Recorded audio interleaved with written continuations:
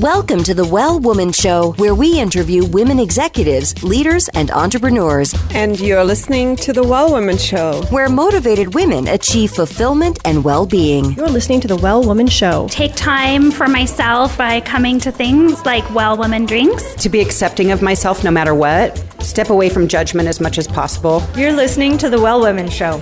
You're going to be in for a good ride. I don't regret anything. Everything I've ever done, I've learned from it, one way or another, good or bad. Being a little bit selfish for yourself, put your own oxygen mask on first and then give what's left. I'm a woman. I would prefer to tell my own story. My story, though it's very personal, is universal. You're listening to the Well Woman Show. And now your host, Giovanna Rossi. Hi, Giovanna Rossi here, and welcome to another episode of the Well Woman Show, where I interview women leaders, executives, and entrepreneurs about their lives and their road to becoming and being who they are today. Do you ever find yourself overwhelmed with your responsibilities, and it seems like you'll never get it all done? Well, you're not alone.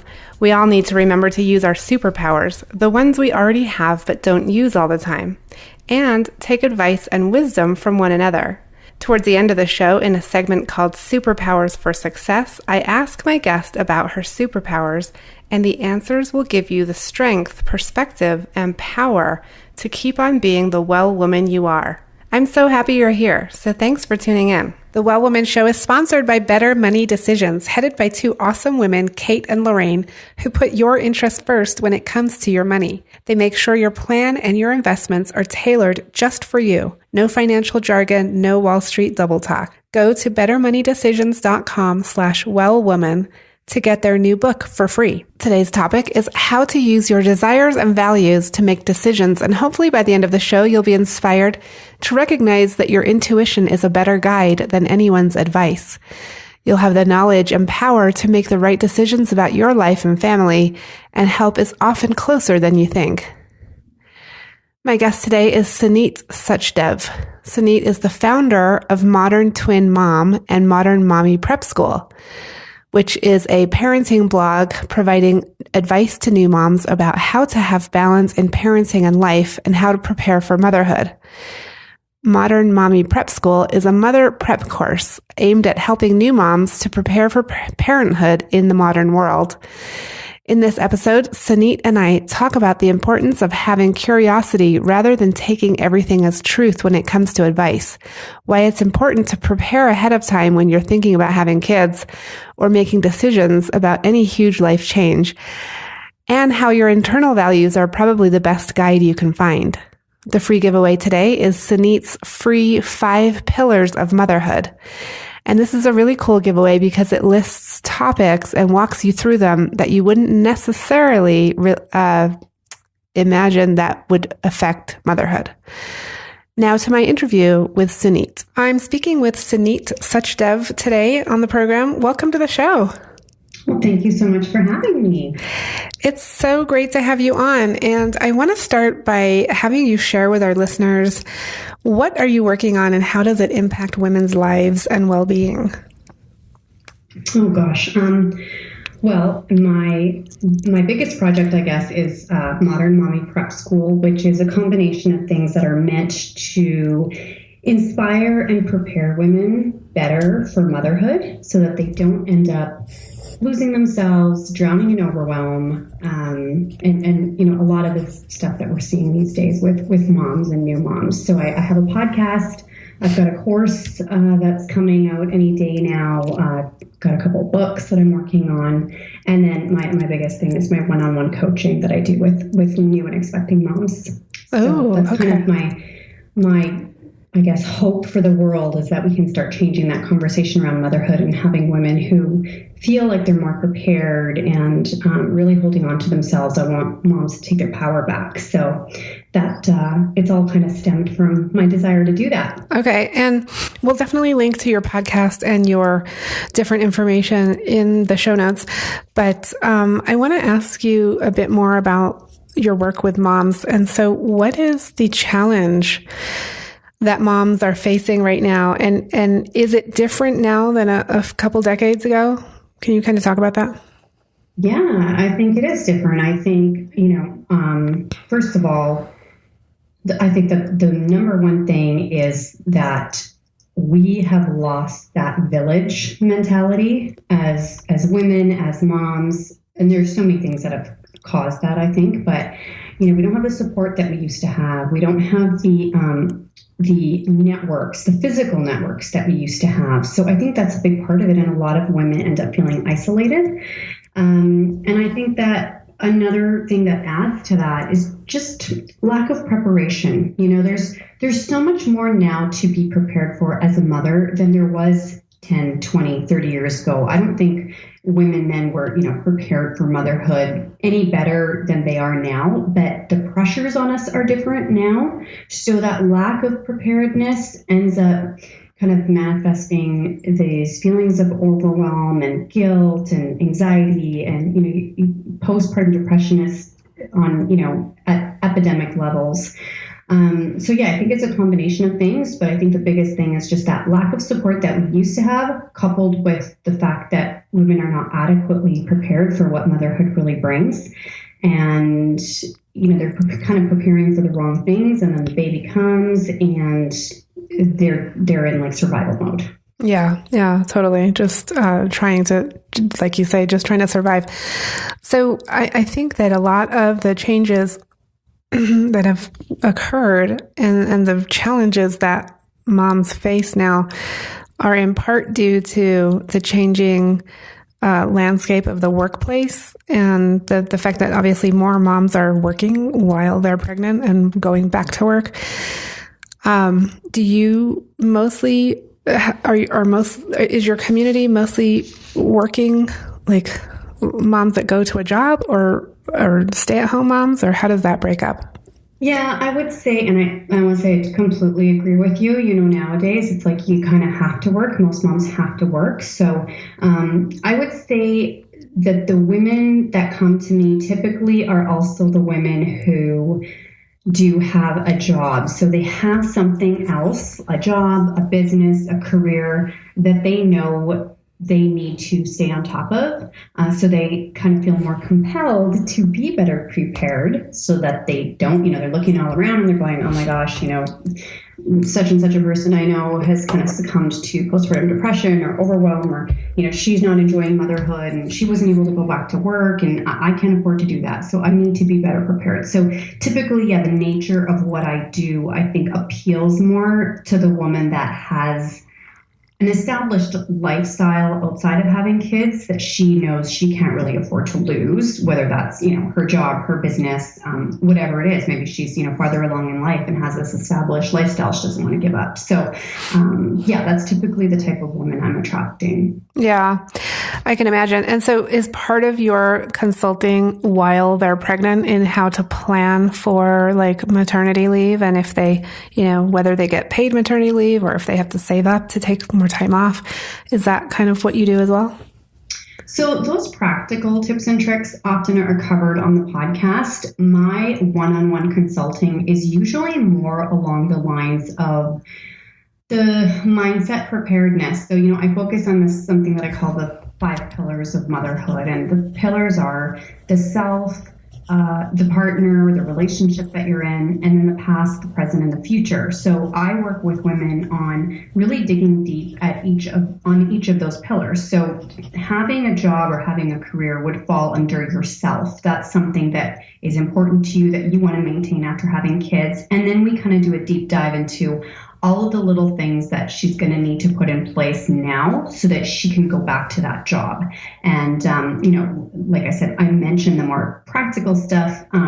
We talk about those kinds of things. I've had negotiating experts on my podcast as guests who talk about negotiating your maternity leave and all that business related stuff that we cover. But once we kind of map out this blueprint of these 5 pillars of all the things that matter to you in your life and your family life, now she can walk away with something that's like, okay, these are the things that are important to me. These are the things I now need to kind of go further and figure out how I'm going to navigate through them. And that applies to every single pillar. So I go through every single one of those pillars with them, and we do a real deep dive and make sure that it's tailored to her, because I think that's another problem these days with moms.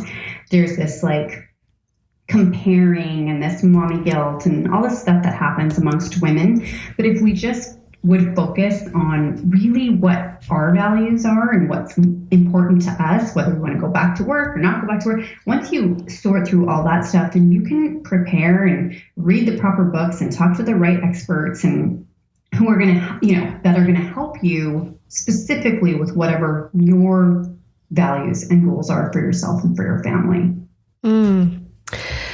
Yeah, I mean, the whole idea of preparing for motherhood is just so fascinating to me because it's such a difficult thing to do, right? Mm-hmm. And so I'm really interested. Obviously, some of the practical things are good and necessary, but when it gets to the mindset stuff and just the all-encompassing, complete, change and shock and surprise of motherhood and joy and everything else, but it can be really surprising and difficult and a challenge. And so how can women prepare for that? Or is it inevitably something that we can't really prepare for and that we just have to work through? Well, I mean, here's the thing. I had twins, and this whole business kind of stemmed from me feeling like I was very prepared. And you can't be prepared for every single little thing that's going to happen. And that's not ever what I say. It's more like expect the unexpected. But I think when we get pregnant, you're so excited about being pregnant. You are preparing. Women are reading parenting books. They're, looking through Pinterest for nursery ideas. They're buying baby clothes. They're registering for baby shower. They are doing certain things to prepare, but I think it's the wrong things. Those are not the things that are going to serve you 5, 10, 15 years down the road. Mm. I think when you sit down and, like I said, working through that blueprint of those pillars of motherhood, the things that are going to inevitably come up, that's when you can really go, okay, these are my values or our values. This is kind of what our life, for instance, I'll give you just a small example, but let's say there's a woman who, for her, being able to go back to work or being able to maintain some semblance of, having a life or having time to herself, that's important to her. So I always say, okay, so that means you're going to need time to yourself. How are you going to prepare to have that right now?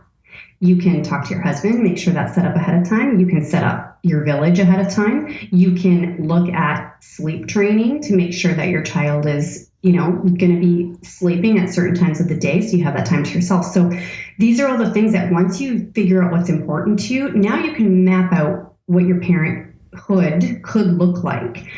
Whereas many women will not think about something like sleep training until they're exhausted and they realize that they don't have anything in place. And now they're calling a sleep consultant to help them, get their baby sleeping. So that's just a small example, but again, you cannot prepare for everything. But when you do have this kind of idea of the things that are important to you in your life and in your family, and you have an idea of what kind of children you want to raise and, what's important to your husband, if you're married, then you can kind of go start at the end and work backwards. Then you're walking into motherhood feeling more confident that you have an idea of how you want to approach it. Things may not always go according to plan. I mean, they sure didn't for me. There was a lot of things that happened, right around the time my babies were born that threw me off. But when you have like railroad tracks, right? Like when the train goes off the tracks, it's got something to come back to. Whereas if you have nothing, then you're just kind of drifting. Mm-hmm. So I often talk about that. Michael Hyatt wrote this great book called Living Forward. It talks about having a life plan. And if you kind of have an idea of where you want to end up, then you can work backwards and have steps on how you're going to get there. Life happens. Things are going to happen that are not going to be according to plan. But when you have a plan, you have something you can come back to. Yeah, definitely. I mean, that sort of reminds me of the idea of a birth plan, right? A lot of women are encouraged to have a birth plan so that they have an idea of what's going to happen during the birthing process. And then, of course, there's always this thing of it never goes to plan. So yeah. you have to have a plan that you're willing to throw out, Exactly. I mean, we plan for everything in life. And I always kind of liken having babies to starting a business. A lot of people treat their business like a baby, and they're probably two of the scariest, riskiest things you'll ever do, right? Have a baby or start a business, but yet they can both be so rewarding. So, you wouldn't start anything big in life without a plan. Like you wouldn't start a business without a plan. So, to me, a plan isn't like a B, C, D. It's more like, again, that mindset shift of, really understanding how a baby affects your life. It's, the nursery and the baby names and all that other stuff you're preparing for. That's just going to be a fleeting moment. Once the baby comes, that stuff's not going to matter anymore. Now you're in charge of raising this human being for the next 20 years. Those are the really important things to think about. And, I often say to women, look around you. You've got tons of moms around you who are telling you what they're, what they're struggling with or what they've had successes with. We hear over and over, I'm exhausted, I'm tired, I'm overwhelmed. Talk to those women and find out what they're exhausted with and use the people around you who are preparing you and telling you what to be prepared for, and really listen to them. I always laugh when women say, I'm so tired or my baby's not sleeping. And I'm thinking, you must have heard 1,000 times that babies do not sleep. They're not born knowing how to sleep. So those are the kinds of things when we hear people saying that stuff, it's like really take that stuff to heart and figure out how you are going to intercept that and incorporate that into your life. And that'll help make you feel, better prepared and better equipped, I think. Okay. But what about the idea that there's sometimes too much advice and it becomes overwhelming with all the stuff that people try to tell you because, as soon as someone knows you're pregnant, it's like they just want to tell you everything, how to do it, what to do. And so what's your take on that? Yeah, I completely agree with you. So this is where there's a difference between watching people and asking questions and taking advice. So I always say to women, take your power back. Innately inside you what kind of mother you want to be, what kind of parent you want to be, what kind of children you want to raise, what your goals are for the future. When you know that, then for instance, what I would do was, when somebody's complaining to me about their child not sleeping or whatever, I take that as I don't want advice from that person, but I take it and I put it away thinking, okay, this is something I need to anticipate. And when somebody's got a really well-behaved child, I go and ask them what they are doing with their child. So I actually discourage women from taking advice from anybody. Everybody has advice. We need to take our power back. And I don't care if you're, somebody's a medical professional is giving you advice. Everybody has advice. Everybody has something they're telling you, but you are smart enough. You know in your gut what kind of kids you want to raise. So I would say stay away from the advice, but be very generous with your curiosity, your questions, your tucking away of, information for later, and use, once again, your own, hopes and desires and values and what you want for yourself in your life.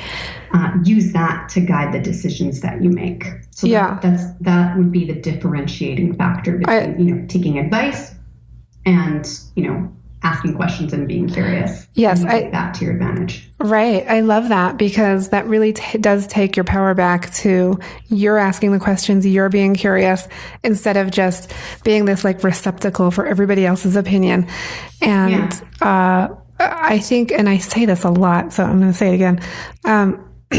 What people say is about them, not you.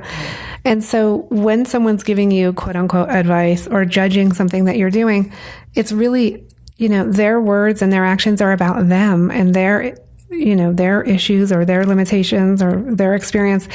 And so when we stand in our power and we don't take that on, we do a lot better. And when we're asking the questions, like you're saying, we're the ones that are curious, then we stand in our power a little better. Exactly. And I have to say, this is where that whole, the mommy judging and the mommy shaming and all this stuff, that's where this comes in. And I always say to moms, you don't want to be a part of that society where you are putting judgments on others, nor should others be putting judgments on you, because our judgments are coming from our personal experience.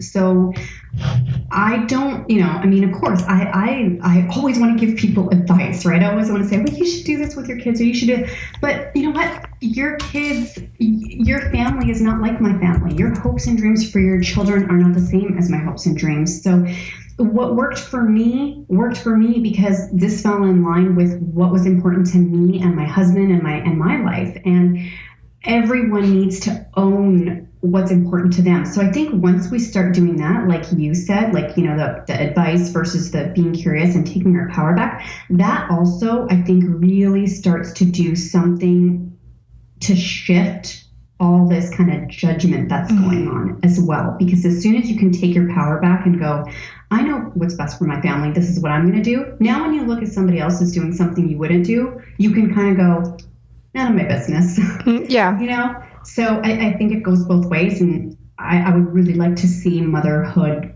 redefined to be more along these lines, as opposed to what I have been seeing for the last many years. Yeah. Too many people worrying about what everyone else is doing. Not to mention, gosh, we're already feeling overwhelmed and, struggling with postpartum. The last thing you need is to feel like somebody else has it all together. But I mean, you don't, It's like you worry about you and let others worry about themselves. Yeah, totally. On every show we have a free giveaway from the guest, and I'm just wondering, we haven't decided on what it's going to be yet from you, and I'm wondering if you have something that talks about the 5 pillars that you want. I do, actually. Yeah, oh, perfect. It's actually part of my opt-in, so that would be something. It's just a quick checklist of the pillars with a little breakdown of each pillar, talking about things to think about, things that you should be discussing before the baby comes, so that you feel like you have a little bit of an action plan.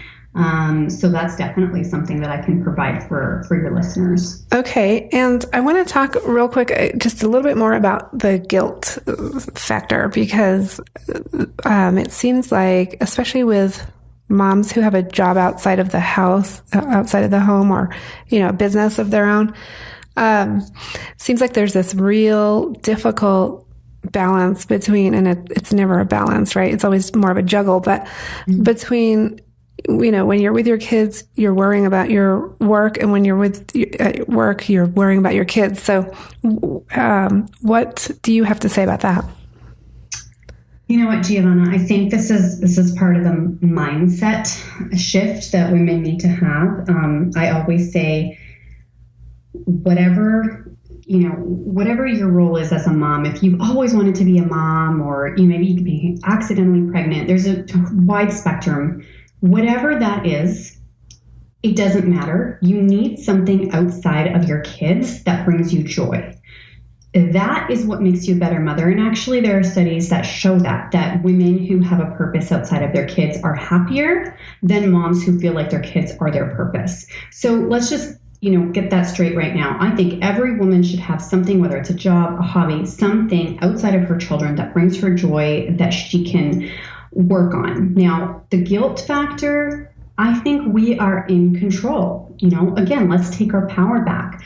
We are in control of how we feel. When you're feeling that guilt, I would ask, what's the deeper rooted issue here? Is it guilt because you're feeling bad leaving your kids? Is it guilt because you are not spending enough quality time with them? Is it guilt because you just feel bad that you're pursuing something of your own when you think you should be spending more time with your kids? So there's often more deeper rooted issues of that guilt. It's not just as simple as now I have to go to work. I think the guilt comes from feeling like what you should be doing, and again, it's like looking at somebody else, or, what's somebody else's ideal. Once you get really set in yourself, what you value, what's important to you, and like a woman who's home with her kids all day and is not fully present and is not fully, in the moment with her children 24/7, there's no difference whether she's at home with them or not, right? So I would say when you're with your children, be fully present and throw the guilt out the window. I mean, we need to take care of ourselves as women, as mothers. You cannot show up for your family if you're feeling, unhealthy, unwell, not satisfied, not fulfilled. So throw the guilt away, because this is such a cliche, but you gotta put your own mask on before caring for others, right? So do that, and know that if you are not doing that, you are not being your best self for your family. Give your family the gift of the best you, and then do whatever it takes to be the best you. And I promise you, once you really come to terms with that, the guilt will slowly start to fade away, and your partner will see it, your kids will see it. Be the mom that you want your kids to see. And women who, feel guilty for going to a job, I often say maybe you need to reevaluate what you're leaving your kids for. If it's a job that you hate, or you're in something that you don't love, then maybe we need to relook at what you're doing. But having something outside of your family should be a must, and not something that's guilt-inducing. Yeah, I think for my community, for the Well Woman community, that most of, and it's not all moms, but for the moms in the community that I've spoken with, I think the biggest issue really is not like, oh, I shouldn't have a job, or I shouldn't be doing something else. It's more like, when I'm at that job, I keep thinking about the kids. And when I'm with the kids, I keep thinking about the job. So it's that whole issue of not being in the moment, and not being present with what we're doing in the moment. And that seems to be a really big issue that comes up. So I think being present in the moment comes from really loving what that moment is bringing you. And when you are doing something that you love, it's much easier to be more mindful. Yeah. So I would encourage women to be more mindful in the moment, and really evaluate whether where they are is where they want to be. Yeah. If you're constantly thinking about, what is it about being at home with your kids that's making you think about your job? Is there other pressures? Is there something that, you're not getting done at work that you need to be spending more time on? I mean, really digging deep to those things would be, something that I would say you would need to do, because when you're present and you're in the moment, it's usually because you're somewhere that you really want to be. Okay.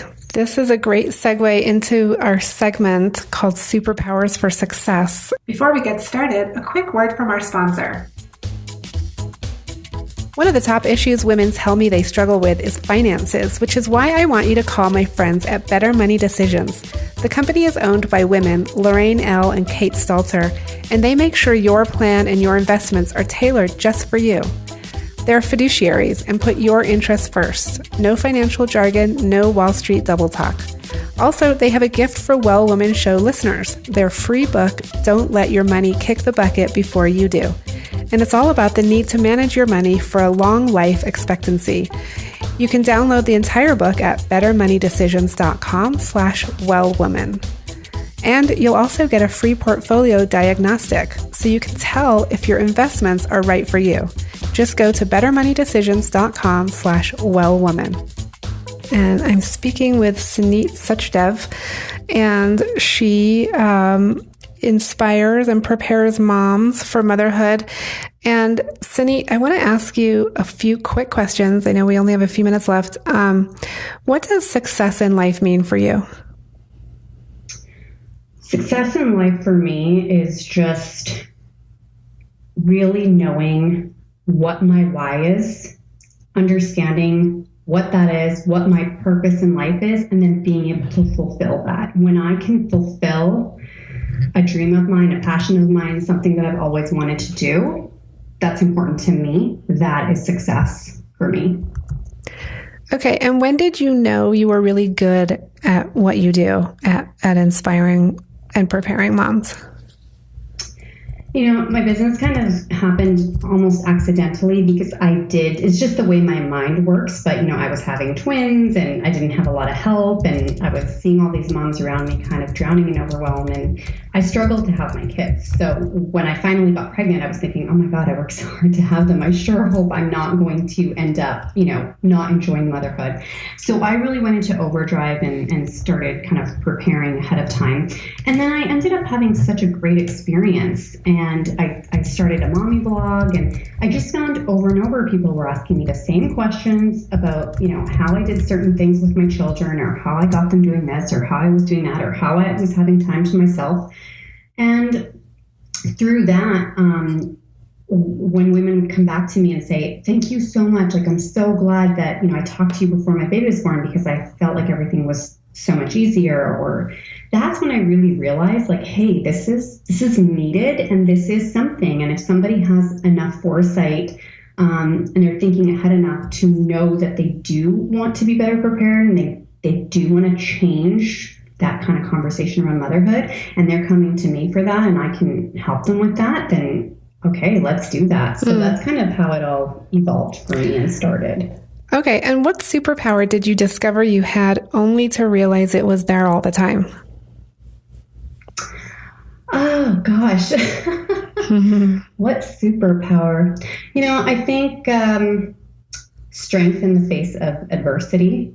I've always, ever since I can remember, anytime something kind of came my way that was devastating or difficult, I somehow got through it. And I can remember, all the way back, like I'm 41 now, but all the way back to when I was, 13, 14 years old, I went through so many things in kind of different stages of my early life. And I've always been able to just figure it out and work through it. And I didn't really realize that I had that until I started this coaching business and noticed so many women who were struggling with some of the same things that I was struggling with. And yet I had kind of come out on the other side, and I was like, okay, I can relate to this woman, but now I'm gonna coach her and help her come through it on the other side like I do. And I always say it's not about whether the glass is half full or half empty. It's what are your expectations? Did you ask for a glass that's half full? And if you got one, then you're happy, right? So knowledge is power, and when your expectations line up with kind of what then you can kind of get through anything. So it was something, maintaining that strength and overcoming that adversity. I've just realized it recently that I have that, because I have been through so much, and nothing has really kicked me down yet. Good. I love that. What advice would you give your 20 or 25-year-old self? What advice would I give my 20 or 25-year-old self? Don't give away your power. I always thought somebody else could give me what I was looking for. I mean, this business I've got now, I'm just loving every minute of everything I'm doing, and I have no regrets in life. But if I had to pick one, it would be not starting to think that this was something I could do like 5 years ago, 10 years ago. When I was 20, 25 years old, I always thought I wanted to work for a big corporation and make lots of money and climb the corporate ladder. I always wanted somebody else to kind of tell me what to do, or I thought I did. And I realized now that I never really did, and I'm sad that I waited this long to kind of really pursue my dreams. But I guess it's all part of the growth process. But don't give away your power. Nice. You have all the answers inside of you. You just got to search. And Sunit, do you identify as a feminist? Oh gosh, there's a whole other conversation. Mm-hmm. I don't like to say I'm a feminist, because I do believe that men and women each have their separate kind of, things, strengths and weaknesses in society. But I am an advocate for women. Women cannot do everything men can do, and men cannot do everything women can do. So, from that perspective, I would say I'm not a feminist, but from the perspective of, women being powerful, like, I think women are going to run the world. I really do. And from that perspective, I am. I think women have more strength mentally and emotionally, spiritually than we know. We can create human beings and grow amazing human beings to affect this world. Like, we have so much power. So from that perspective, I am a feminist. And I'm going to tell you something. Just a couple weeks ago, I was at a conference, it's like a summit with Danielle LaPorte and Gary Vaynerchuk, and they were giving these really inspiring speeches. And I can't remember which of them it was. It was probably Danielle LaPorte, because she's quite, strong on the feminism side. Mm-hmm. She said, and the room was 90% men, by the way. They were all there to see Gary Vaynerchuk. Oh, yeah. And Danielle looked around and she said to men, if you're ever wondering what to do next in your business, ask yourself, what would a woman do? And do that. And I really resonated with that, because that is where the world is headed. Like, the world doesn't need strong, cutthroat women in leadership positions. The world needs women like us who have a soft, feminine, sensitive side, who can also be leaders. So from that perspective, I'm rah females. Cool. It's so interesting. I do ask all my guests this question, and people have such different perceptions of not of their viewpoint or where they stand, but of the word feminist. Yes. And so it's very interesting, because the way I define feminism, which is the way a lot of the definitions out there are, economic, political, and social equality for men and women. And if you look at that definition, then everybody says, well, of course I'm a feminist. It's just that I think people get scared about the word.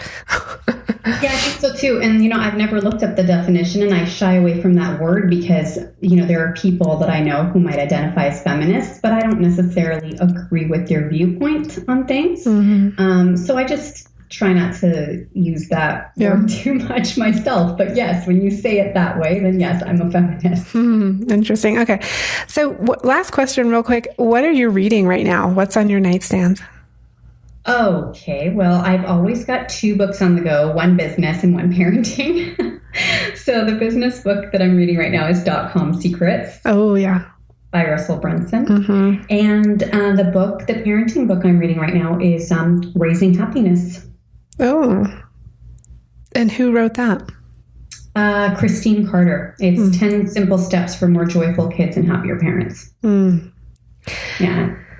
Cool. Well, Sunit, it's been such a pleasure speaking with you. We'll definitely link to your information on the show notes. And I just want to thank you for being on the show. Thank you so much for having me. It's been a pleasure. That's it for our show today. I've been speaking with Sunit Suchdev. Sunit is the founder of Modern Twin Mom and Modern Mommy Prep School. In this episode, we talk about how your intuition and values are the best guides when it comes to parenting, why it's important to reach out when you need help, but don't take every bit of advice you receive, and why it's important to prepare ahead of time when you're thinking about having children or making decisions about any big life changes. You can get the freebie this week, The 5 Pillars of Motherhood, at wellwomanlife.com/065show. Our monthly live event, Well Woman Drinks, brings women together to share our successes and challenges as women, leaders, moms, aunts, sisters, and all the other roles we carry. If you'd like to attend a Well Woman Drinks near you, or if there isn't one in your city yet and you'd like to start one, email me at info@wellwomanlife.com. And I'm super excited to announce that I will be one of the speakers on the virtual ticket for Podcast Movement this year. So be on the lookout for that. That's going to be coming up in August. And also coming up on the show is a special series focused on entrepreneurship and women in business in looking at the city that you live in as a supportive place for growing a business. And recently there was a survey that showed that Albuquerque, New Mexico was number 1 in terms of the best place for a woman to be growing a business. And it looked at different factors like equal pay and homeownership and education. So we're going to be diving into that topic in the next few episodes. So definitely look out for that. You can also continue the conversation in the Well Woman Life community group at wellwomanlife.com/Facebook. For feedback, comments, or just to let me know you were listening today, find me on Facebook, Twitter, and Instagram at Well Woman Life. I'm Giovanna Rossi for The Well Woman Show. Until next time, have a super powerful week.